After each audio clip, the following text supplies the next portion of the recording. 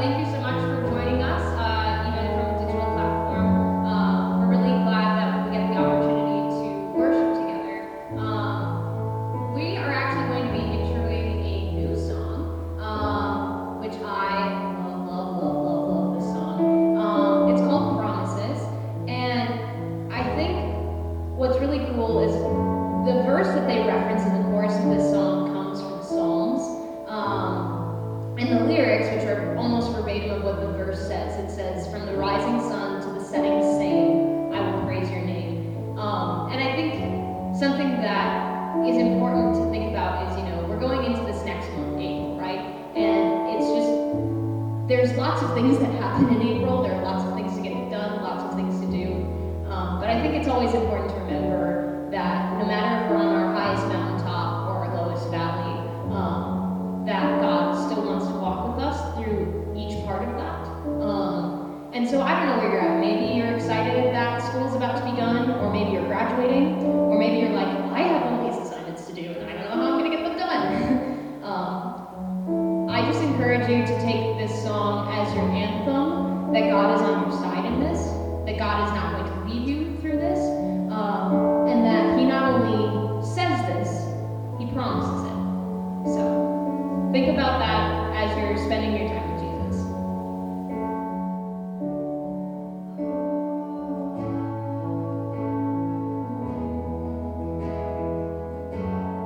God of Abraham, you're the God of covenants and faithful promises.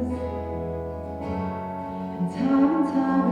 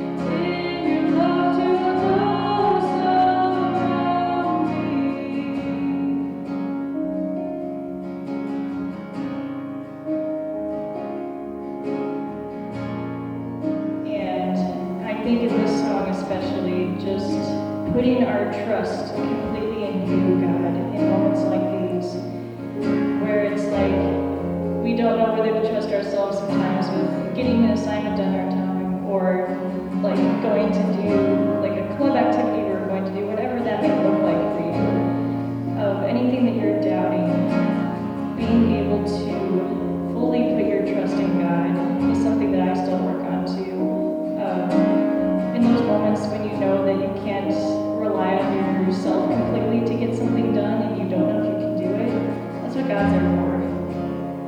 He's there to get you through those moments where you're not sure if you're going to be able to do something or not.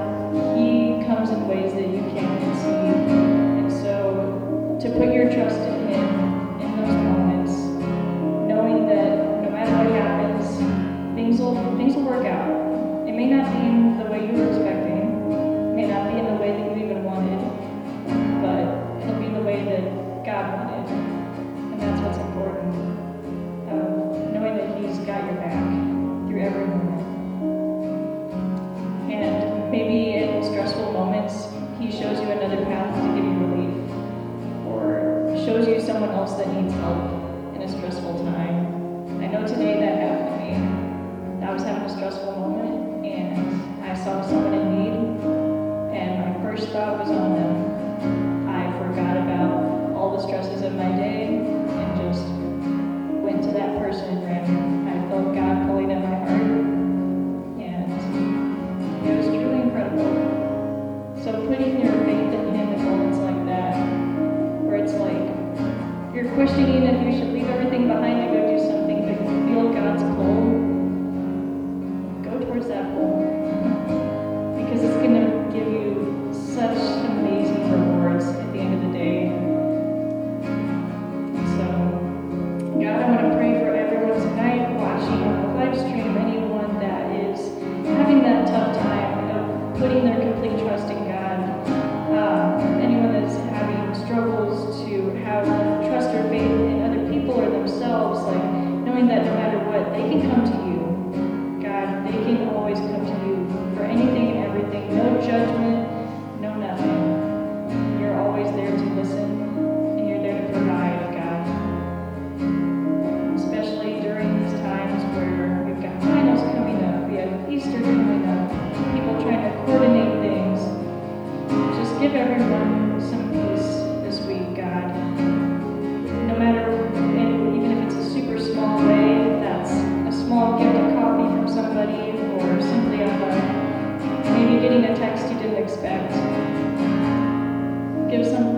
Help everyone, God, to be able to have peace this week and to find peace with friends, with family, and with you.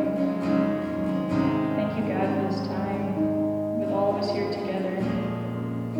In your name I pray. Amen.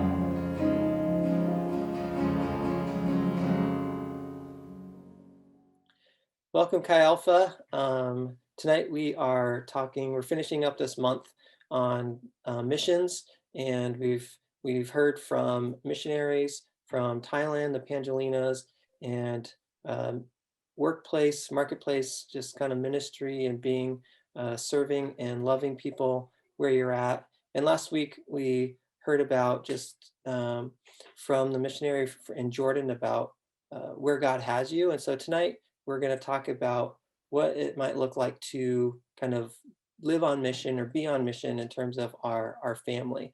And we know that none of you guys are married or have kids, but we wanted to just have this dialogue and begin just kind of giving you some perspective and giving you some ideas of what God might be leading you into. So I want to introduce my friends to you. It's Michaela and Eno, and we have known them for several years now. I don't even remember, I guess, how long that is now, but I have just seen them raise their two boys and another child on the way, and I've seen how they have been just purposeful and loving and raising their kids. And so I wanted to just have a dialogue with them, kind of a interview style of just getting introduced to them, and then on this topic of living purposefully in our families. And so, Michaela and Enno, why don't you just kind of introduce yourselves, and we'll go from there. You want me to go? You go. All right. My name is Enno. I work as a software engineer, and I've been doing that for a couple years. And as Caleb mentioned, we have 2 kids. Our oldest he's going to be turning 4 in 2 days on Friday. His name is Emikem, and our youngest is Ime. He's 2 years old, and then we have one coming on the way. We have a baby coming on the way in August. So we're pretty excited about that. Yeah. And we live here in Tempe as well. So. Yes, I'm Michaela, and you might hear people call me Mickey as well. I met Caleb and Onita back in 2006, 2007 at the other great university, Yes. Arizona. And yeah, they've just been great friends. And actually, the night that we got engaged, like the first people that we went to was Caleb and Onita, because he was staying at their house in Tucson. So yeah, they're awesome. And I mean, my background in terms of education is in public health, and currently I stay home full time with our kiddos, and yeah, it's been quite a journey. We've been married now 5.5 years. I first want to maybe ask this question. What made you decide to stay home? Like, can you talk us through the process of what that meant to you and your family? About, I mean, I know you have your master's and you decided to take some time to purposely kind of stay home, and the decision and the process that went into that. Can you share a little bit just about what that meant for you guys and your family? Yeah, it was actually more difficult than I thought it was going to be to go through that process, because growing up, just as a kid, kind of early teen, probably even in college, and this is before I ever met him, I always assumed that if I had children, I would stay home with them when they were little. And then when the time actually came, and even, before we got married, we talked about that, possibility, if we were to get married, if we were to have kids, would I stay home, would I work? And I think it was pretty clear that I was going to stay home. Right. And he was fine with either way, but I was pretty sure that that's what I wanted. And then time came, I was in a job I loved. I had my master's degree, and, our first one was on the way, and it was like, do I really want to be home? And part of it was, I felt, first, I enjoyed the job. I was making, I feel like I was kind of forming good friendships with the people that I was with. And I was thinking, man, this is actually also good ministry opportunity to be in the marketplace. And I feel like I would kind of lose that. There was some identity stuff that it was like, man, my resume is it's gonna have such a big gap in years if I stop working.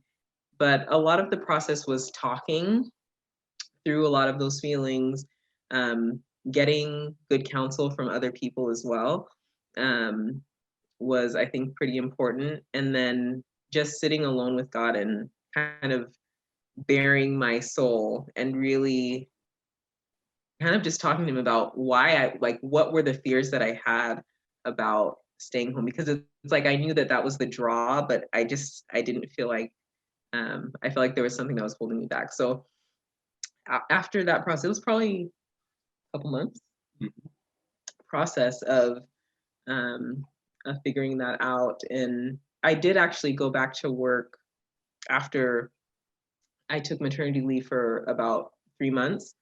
And then I had, I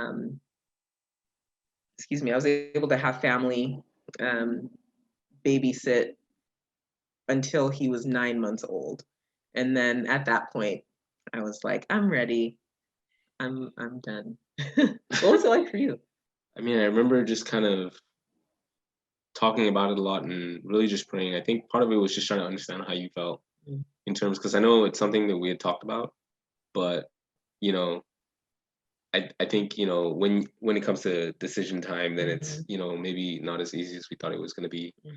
And so part of it was just really trying to understand kind of how you were feeling and what you were thinking, and really just being prayerful about it together. Because I mean, I think it's one of those things where, you know, either way it's going to work out, but at the same time, in the immediate, you know, there's uncertainty, fear, anxiety, maybe, Mhm. and so just trying to really understand and be prayerful about it with Yeah. you.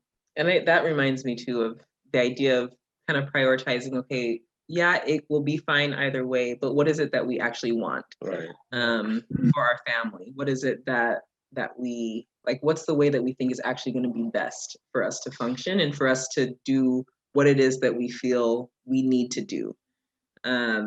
Right. Yeah. And I mean, so for me, I mean, for me, it was a win either way, because like you were staying at home, like my thing is, you know, you studied early childhood development. So it's Yeah. like, what better way to use it, you know, with Yeah. respect to our kids in our house, you know what I'm saying? So I think, you know, I saw that as a win Yeah. as well. So, Yeah.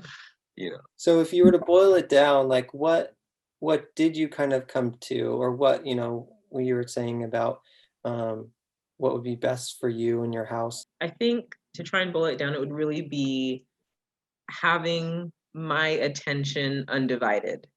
And so I started to feel it once I went back to work. It was like, it wasn't even that I was working outside of the hours of work or anything. I mean, when I was home, but I just felt like there were a whole chunk of hours that I wasn't with our kiddo. And it felt like, I mean, just thinking, I mean, at that point he was small. So it's like, you know, I'm missing feedings and naps and Yeah. tummy time and things like that. But I knew that as he got older, I would want to be the first person to teach him what he knows. And so I think that's what it came down. And when I say Yeah. me, it's like us, Right. because if it's me teaching him, it's us teaching him.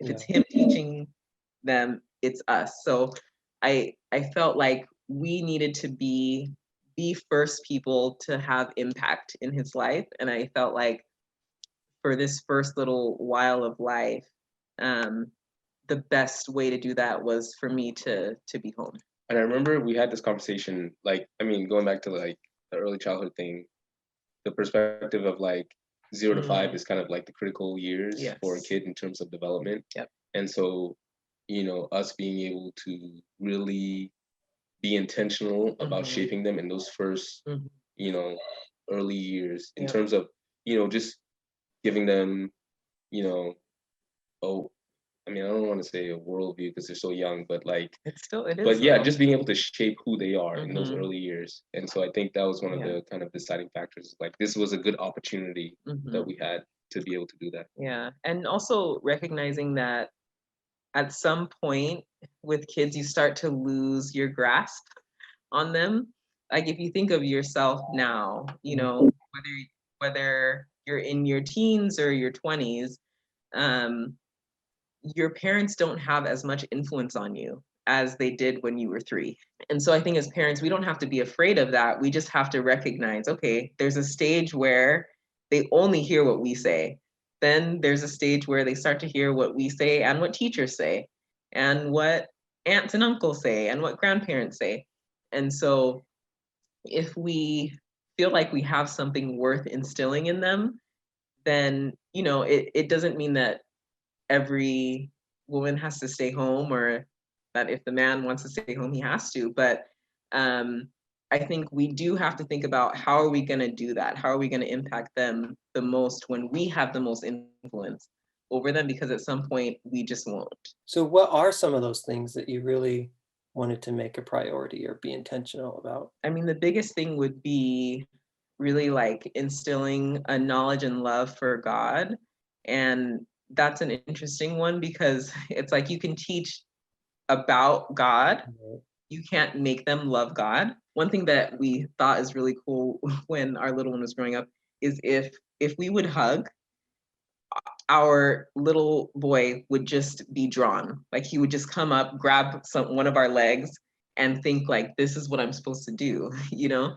So I think in the same way, if we have like a love and affection for God, they can see that and almost be inspired by that and think, wow, you know, I can love God. If they see us being loved by God, they can see that and kind of be inspired and realize, wow, this is a real thing. So yeah, I'd say, you know, knowledge and love of God would be like top priority. And then we are the children of immigrants from from West Africa. And that means that education is a really big deal. And we can't get away from that. I've tried. But kind of having like some rigor in terms of academics, like just getting them started well, I think is a big thing. There are lots of ways to do that, but I think we could sum it up with, we want them to love learning. Yeah. We want them to have a good kind of perspective when it comes to being able to learn.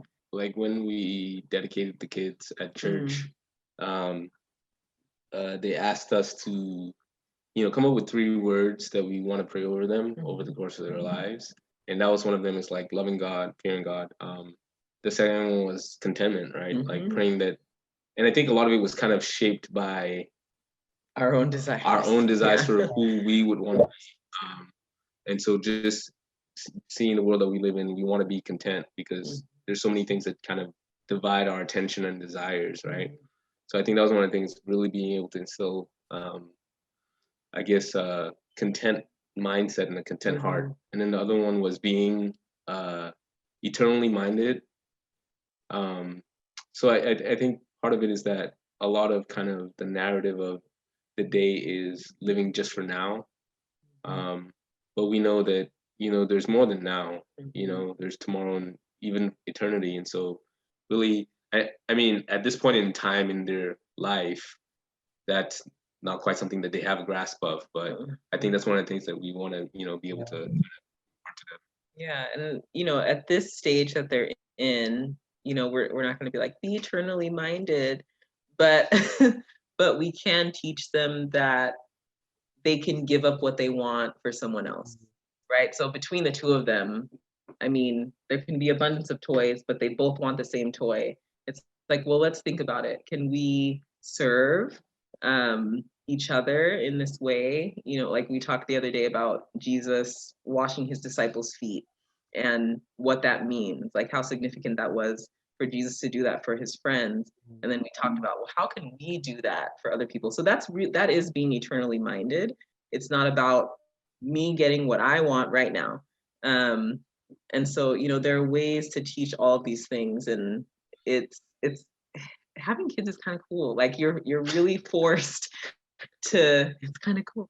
You're forced to, if you allow yourself to be, like, you really are forced to think a little bit deeper about things that maybe you just took for granted and that you just assumed like, oh yeah, this is true, you know, I do it. Yeah. But when you're actually trying to explain kind of higher concept things to kids, you start to really have to think about, you know, why do I do these things? And there's a, so I read the biography of Dietrich Bonhoeffer a while back.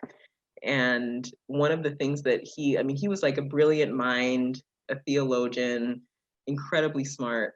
And he would often spend his time in Sunday school classes teaching kids. And he had a line that, like, if you can't teach theological points to children, like, you might want to rework how you're thinking about those things, because you should be able to explain these things to kids. So that's a lot of what parenting allows you to do. As we were talking earlier, you mentioned something about like just bringing in Jesus into just their decisions of just emotions and things like that. Can you share just a little bit of how you help them work together and how you help them kind of face sort of the day, if you will? Well, they get going right at the beginning of the day, that's for sure. They wake up and they're just ready to go. And so, you know, many times that is that they're excited and they're happy and they're kind of looking forward to things, but it doesn't take that long into the day for them to be discontent with something or to be upset about something. And so when those things happen, we do try to kind of call attention to what's going on and say, okay, are you upset? Are you angry? Are you sad? And then, at that point, kind of have this is like overly simplified. With an actual Right. 4-year-old, it takes a lot of time. And sometimes there's a lot of crying and a lot of noise, and you have to repeat yourself a lot. But the simplified version is, we ask them, what is it that you're feeling? And then once they can kind of do that, we say, well, it's okay to be angry. It's okay to be upset. It's okay to be sad. Even sometimes they'll say, like, I don't want to do this thing. Like, that's okay that you don't want to do that thing. So we'll tell them, Mama and Papa don't always want to do things. And sometimes we'll tell, like, with the little one, he's 2 and he's still in diapers. I'm like, Mama doesn't always want to change Yume's diaper. Mama doesn't always want to do dishes. I don't always want to go the places that I'm going, but sometimes we still have to do those things that we don't want to do. And so then we'll go through a process of even explaining how we handle it. So it's like, okay, if Mama and Papa don't want to do something, but we know that we have to do it, what do we do? And so, we'll tell them we ask God to help us to do that thing. And we can even, I think the other day we were talking about, we can even ask God to change our hearts so that we do want to do that thing. It's like you're kind of broadening their horizon to the options that are ahead of them, because I think if we shut them down and are like, don't be angry, don't be upset, don't be sad, or just want to do this thing, it's like, that's not realistic. We don't even operate like that. That piece of like taking it to God, taking our emotions and even our desires to God and saying, okay, God, I need help with with this thing, is, yeah, that's what we're doing. Yeah. And in teaching them even how to handle emotion, I think like it also makes you observe yourself. Like for me, it really makes me observe myself, because when we tell our kids not to yell at each other, or to be able to kind of harness being upset in a way that's constructive, right? And then when I'm annoyed, how do I respond? And I've caught myself. It's almost like sometimes as a human being, right? You know what is best and what you tell your kid, and then you react in the opposite way. And so I've caught myself reacting in that way, and my kid's looking at me, and I've had to apologize and ask forgiveness from them and from God. And so I think, like, in that sense, we try to show them that it's not just something that they have to do, but even we need God's help. And they'll recently they'll call us out, like especially our older one who's 4, like he'll, like the other day I was doing something and my face was just very straight. And he's like, Mama, are you upset? Are you mad? And I'm like, no, I'm not mad. He's like, well, what are you? I'm like, I'm just really tired. And he'll ask you the same thing, right? He'll be like, are you angry? And then now he's at a point where he's teaching the little one. So they play house a lot. And the other day I heard them, they're playing house. And I think the older one was the papa and the little one was the baby. And our older one was explaining to the little one. He was like, it's okay to be angry. He's like, my mama says it's okay to be angry. My mama says it's okay to be sad. It's like, but we just have to be quiet when we cry, something like that. And I remember you saying that you were in sort of an internal kind of conflict on how to, quote unquote, approach sort of climbing the ladder and kind of spending time with your family, and how you're going to prioritize one or the other and things like that. And so I don't know, I just wanted to maybe give you a chance to kind of speak to just kind of the reality of maybe making home a priority and spending time with your family. I think it goes back to this idea of contentment.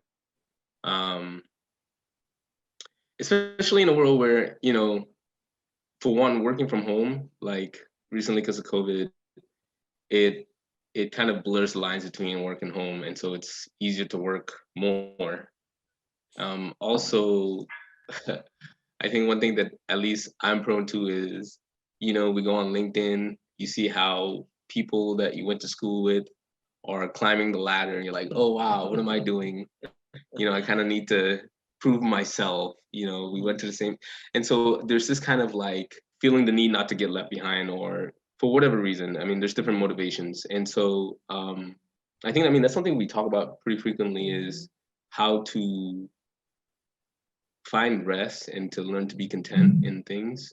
And I think really a lot of it is really being able to define what success is. And I think that's one thing we've talked about a lot, is like, what does success look like? Is it just, getting promotion after promotion after promotion, climbing the ladder at the expense of, your family, the kids, or even just health and even the spiritual life. And so I think that's one thing, like in terms of like practically being able to monitor that, and not even just monitor that, but have a healthy balance.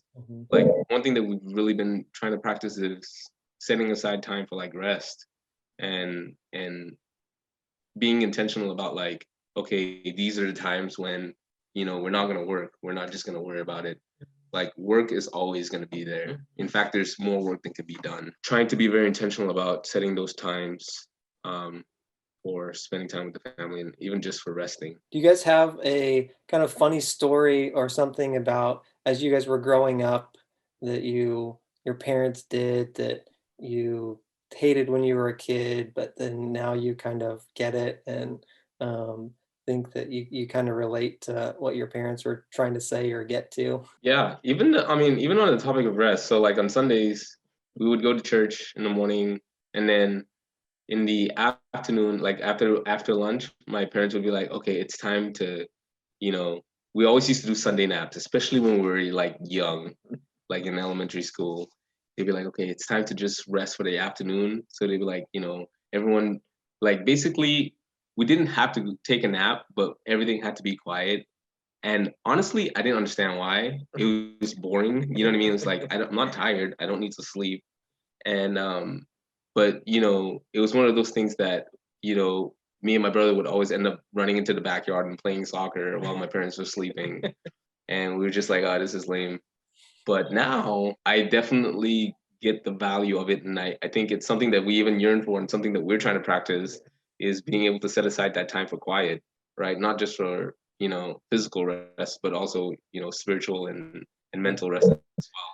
And so, and I think like that's something that I think it's even more, I mean, maybe not more important, but more important now to me anyways, because there's so many things that like try to take our time and our attention, And so, yeah, even shutting off the phone and just having quiet for an afternoon is something that we try to practice. We also had the nap thing on Sundays, and we didn't like it.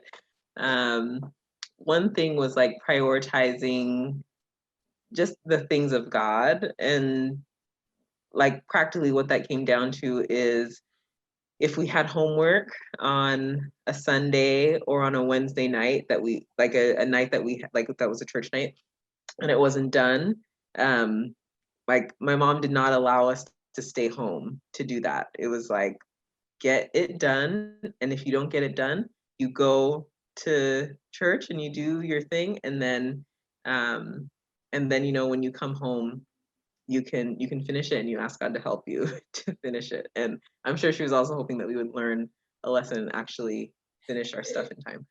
But even with that, it's like oftentimes she was picking people up to go to church as well, and it was like picking people up 30 minutes away to go to church, and then afterwards taking them home. So it's like that takes up time too, right? But her priority was serving those people and being with the people of God. And so I think as a kid, like we would see other kids who, if they had homework or something, like they didn't have to come to church. It was like, Ma, why? Like, isn't education important? But now I absolutely get it. It's like kind of similar to to what you had said about work. There's always work, right?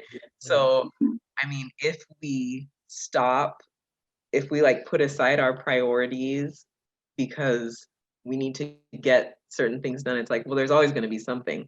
We just have to set our priorities and kind of work around them. I had the nap thing too. When I was little, I was like, I think it's more for them than it is for me, but Yeah. Sometimes it is. That's so funny. Maybe that's Yeah. just a thing like when our age was growing up or something. Yeah. But now, man, if I could nap every Sunday, like guarantee that time I could have downtime, that'd be amazing. what could you tell your previous self, or what would you like to maybe tell, obviously those that are listening tonight, like in where they're at in their position? What do you feel like are some things that you might feel like would be an encouragement, or just kind of speak to where they're at and give them an idea, or just what's on your heart in terms of maybe living, just having a mindset and living with your family, living a purposeful, like with your kids and your family? I'll say one thing that I learned in college, and then one thing I would tell myself now. When I was in college, one of the guys that led our campus ministry, it was something that really stuck with me was the verse from 1 Timothy 4:7. I think it says, "Rather train yourself in godliness, for training of the body has limited benefit, but godliness is beneficial in every way, since it holds promise for the present life and also for the life to come." So this idea that, some of us work out and we know that it's good for the body, but this idea of like training in godliness. And I think one of the things that I understood in terms of like training in godliness was training to become the man, the father, the husband that you want to be, right? The idea that you're not going to wake up one day and be like a good dad. You're not going to wake up one day and be a godly husband, right? And so those things take training. And so I think that's one thing that really stood out for me in terms of when I was in college, that I would say reiterate to my college self. Mhm. And furthermore, I think also really connecting with people that are that godly person that you want to be, I think is really important. I think that's one thing that like if I was to go back and talk to my college self, it would be like, find the people that are the godly fathers, husbands, men, and connect with them and build relationships with them and share life with them and open up to them. Because I think sometimes, at least for me, we try to do it all on our own.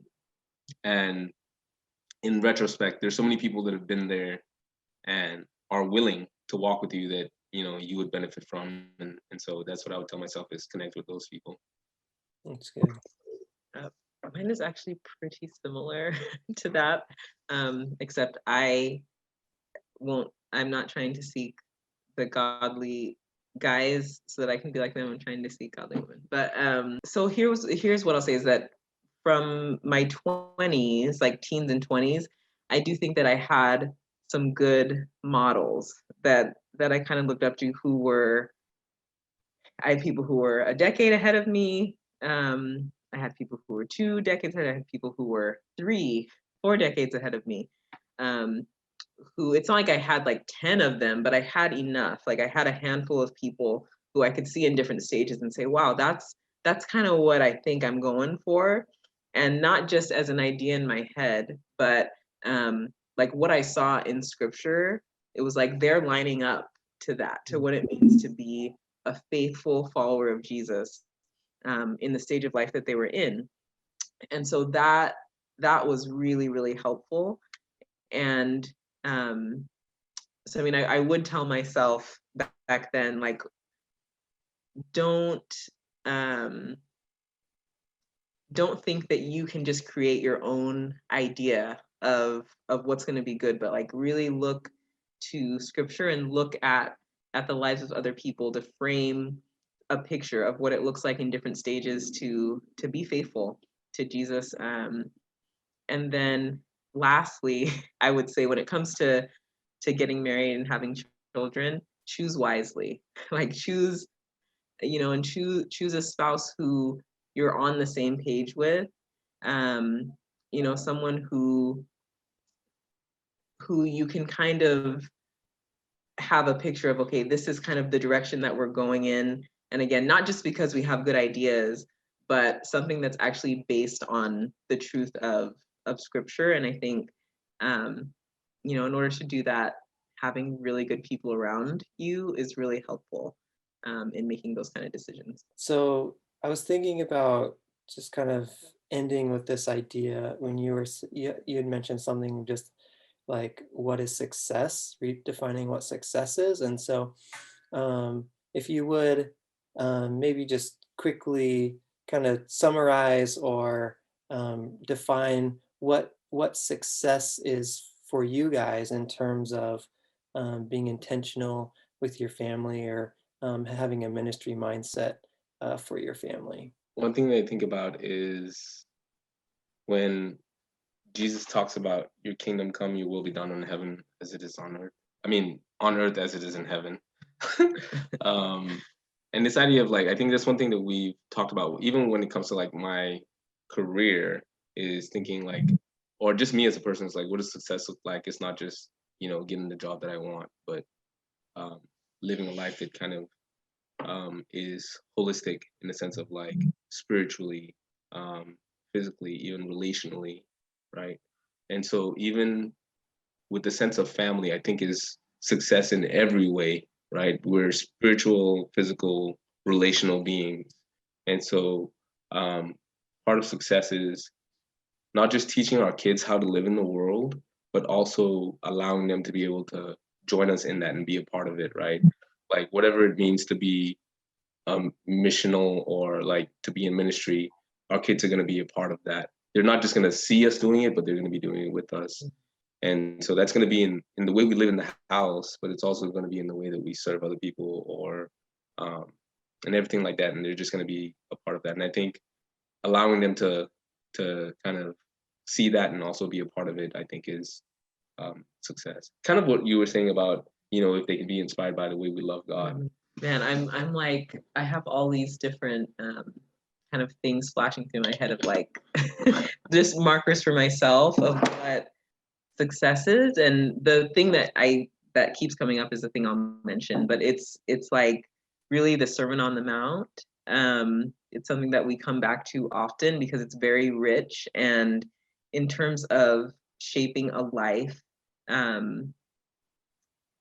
following Jesus, like you can spend a lifetime trying to actually live out what Jesus is teaching there. And so, I mean, if you just read through Matthew 5, 6, 7, I think there's a good model of what it is to be successful. And even if you just start in the first part of chapter 5 with the Beatitudes, when Jesus starts and says, "Blessed are the poor in spirit," blessed are those who mourn.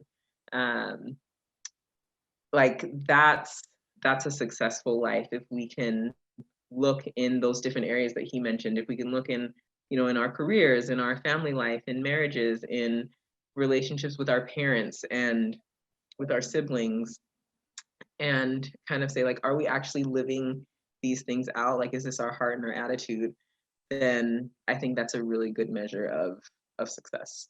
That's really good. Well, thanks so much for kind of taking this time and just sharing your heart. If you guys wouldn't mind, would you guys mind praying over those listening tonight? For sure. Yeah, Lord. God, we just thank you for your goodness. God, we thank you because you've given us your spirit, Lord, to teach us, to guide us. And Father, I just pray for everyone that's tuning in tonight. God, we pray that you would teach them, Lord, show them what it means to be in ministry and to serve you and to serve one another. And I pray that, people will really begin to dream and to vision what it means to be a faithful laborer of Christ throughout their lifetime, beyond college. Lord, I pray that you just give people a heart and a desire to think about what that looks like and what you're calling them to, whether it's in the marketplace or in vocational ministry. And God, I pray that you just bless this community and may you grow it richly, Lord. Amen. Well, thanks for hanging out with us tonight, and we will see all you Chi Alpha people later.